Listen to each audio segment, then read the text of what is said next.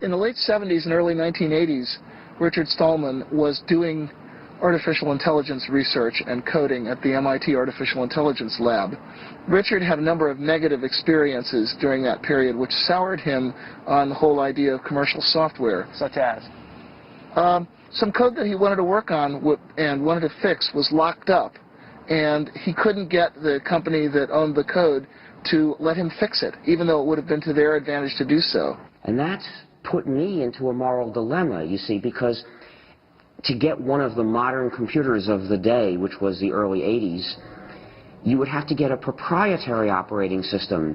The developers of those systems didn't share with other people. Instead, they tried to control the users, dominate the users, restrict them, saying, if to get this system, you have to sign a promise you won't share with anybody else. And to me, that was essentially a promise to be a bad person, to betray the rest of the world, cut myself off from society, from the cooperating community. And I had already experienced what happened when other people did that to us, when they refused to share with us because they had signed these contracts, and it hurt the whole lab.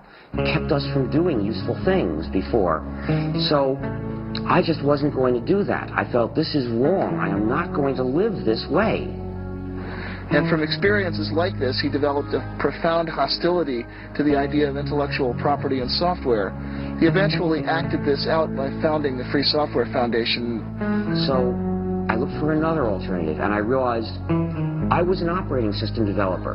If I were to develop another operating system, and then as the author encourage everyone to share it, say, everyone, you come and get it, use this, form a new community, not only could I give myself a way to keep using computers without betraying other people, but I'd give it to everybody else too. Everybody would have a way out of that moral dilemma.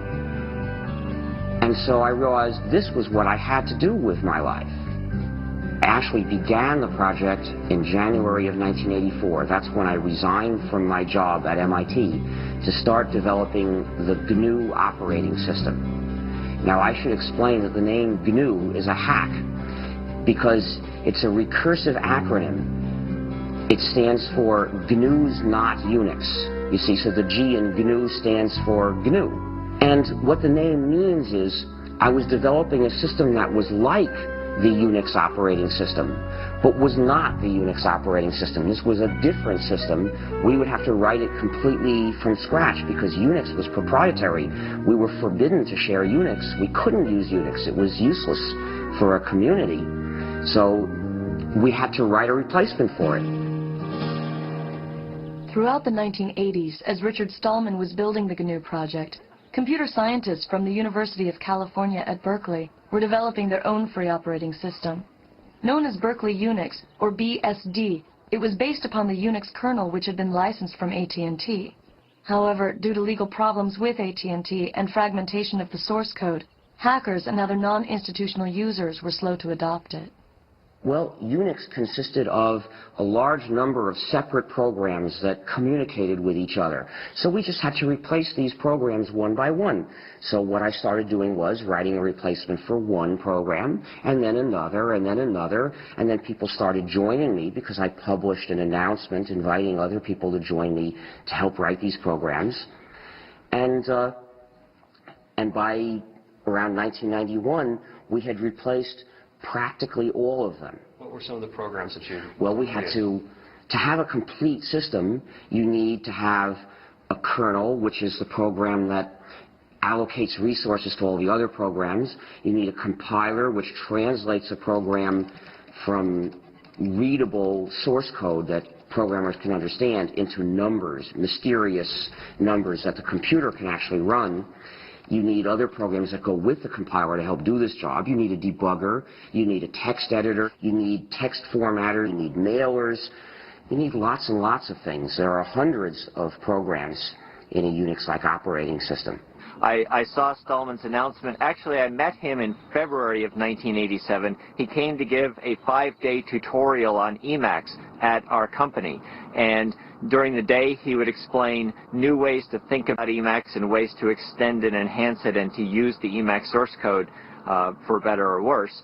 but in the evening he was busily working on this compiler, and he had not yet released it to the public, so he was being a little bit careful about who got to see the source code. But I was very eager, and when he first announced it in June, I downloaded it immediately.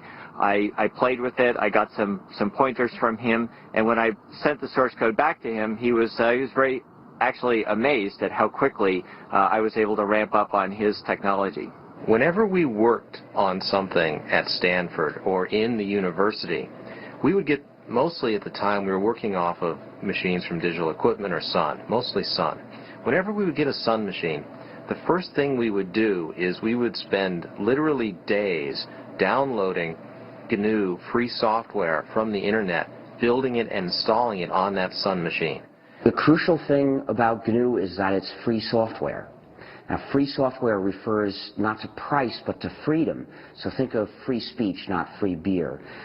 The freedoms that I'm talking about are the freedoms to make changes if you want to, or hire somebody else to make changes for you if you're using the software for your business, to redistribute copies, to share with other people, and to make improvements and publish them so that other people can get the benefit of them too. Now, those are the freedoms that distinguish free software from non-free software. These are the freedoms that enable people to form a community. If you don't have all these freedoms, you're being divided and dominated by somebody. My first experience contributing to free software came in late 1989, early 1990. I was working as a graduate student at Stanford University on computer-aided design tools. One of the pieces I needed was a tool called a parser generator. Well, the Free Software Foundation under Richard Stallman had created a great tool called Bison. I needed a tool that worked with C++. Bison worked with C. I modified Bison to create something called Bison Plus Plus. And it was a tremendous feeling of empowerment to be able to take a piece of software that was available and create what you needed in a very short piece of time by modifying it. I put it back on the internet, and I was amazed at the number of people that picked it up and started using it. In fact, I remember going to job interviews. I at various times considered just going out and getting a job, and I had gone to a job interview, and I was talking with one of the people, and I started asking them about what tools they used, and they said, gee, we use Bison Plus Plus. And I said, oh, I'm the author of Bison Plus Plus. Free software generally does have a copyright, it does have an owner, and it has a license. It is not public domain. If we put the software in the public domain, somebody else would be able to make a little bit of changes and turn that into a proprietary software package, which means that the users would be running our software, but they wouldn't have freedom to cooperate and share. To prevent that, we use a technique called copyleft. The idea of copyleft is that it's copyright flipped over, and what we do is we say, this software is copyrighted, and we, the authors, give you permission to redistribute copies. And we give you permission to change it. We give you permission to add to it. But when you redistribute it, it has to be under these terms, no more and no less, so that whoever gets it from you also gets the freedom to cooperate with other people if he wants to.